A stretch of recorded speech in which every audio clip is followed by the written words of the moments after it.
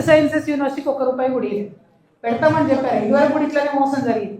ఇదివరకు గవర్నమెంట్లో ఏం జరిగింది, కొత్తగూడెం స్కూల్ ఆఫ్ మైన్స్ను తీసేసి బోర్డు మార్చేసి రంగులు మార్చేసి కాకతీయ ఇంజనీరింగ్ యూనివర్సిటీ పెడుతున్నామని చెప్పారు.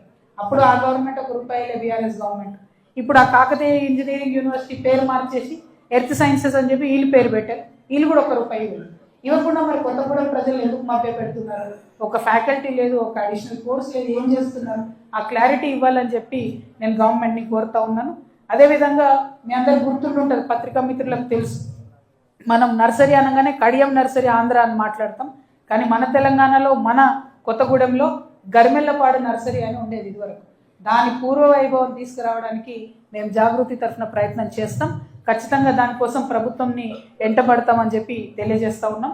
అట్లనే మన కొత్తగూడెంలో ఎన్నో పరిశ్రమలు ఉన్నాయి. ఇంతకుముందు నేను చెప్పినట్టు ఒక 30 ఏళ్ల క్రితమే కిన్నెర స్టీల్ ఏరియా అని ఉండే కొత్తగూడెంలో.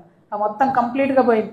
అందరూ అనౌన్స్ చేసి, బీఆర్ఎస్ గవర్నమెంట్ అనౌన్స్ చేసి ఇండస్ట్రియల్ కారిడార్ చేస్తామని, బట్టి గారు అనౌన్స్ చేశారు ఇండస్ట్రియల్ కారిడార్ చేస్తామని. కానీ ఎవరు కూడా చేయలేదు. దానికి తోడు ఎయిర్పోర్ట్ ఈ విషయంలో రేవంత్ రెడ్డి గారు కూడా ప్రామిస్ చేసిండ్రు. ఇప్పటికే 3 దగ్గరలో వెళ్ళి ప్లేస్ చూసి వచ్చారు.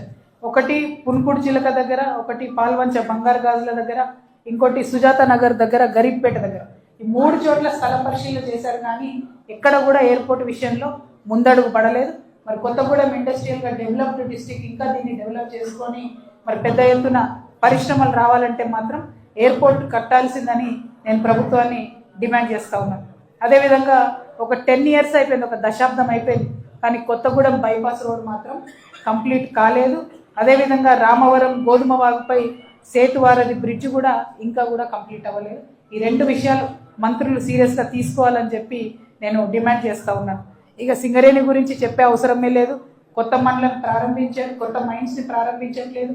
ఉన్నటువంటి మైన్స్లో కార్మికులకు ఏమాత్రం రక్షణ ఇవ్వట్లేదు.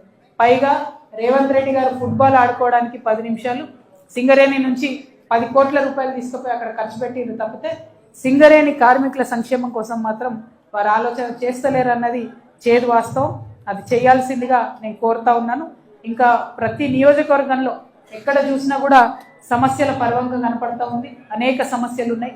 ఇట్లా జనం బాట కార్యక్రమంలో మేము వెళ్ళినప్పుడు వచ్చిన సమస్యలన్నింటినీ కూడా ఒక్కొక్కటిని మా దగ్గరికి తీసుకొని మేము పరిష్కరించేటట్టుగా ప్రయత్నం చేస్తాం. ఈ ప్రయత్నంతో కొత్తగూడెం భద్రాద్రి జిల్లా ప్రజలకు తప్పకుండా ఎంతో కొంత ఉపయోగం అవుతుందనేటటువంటి విశ్వాసాన్ని మేము ప్రకటిస్తున్నాం. అదేవిధంగా ఇక్కడికి హాజరైనటువంటి ప్రెస్ మిత్రులందరినీ కూడా కోరుతా ఉన్నాం. అనేక మంది ప్రెస్ మిత్రులు మేము జిల్లా పర్యటనకు వస్తున్నామని తెలియగానే అక్క ఈ సమస్య ఉంది ఇక్కడికి వెళ్ళండి, ఆ సమస్య ఉంది అక్కడికి వెళ్ళండి అని చెప్పి మాకు డైరెక్షన్ ఇచ్చి మాకు చాలా సమస్యల మీద చాలా అవగాహన కలిగే విధంగా చేసినటువంటి ప్రెస్ మిత్రులందరికీ కూడా ధన్యవాదాలు.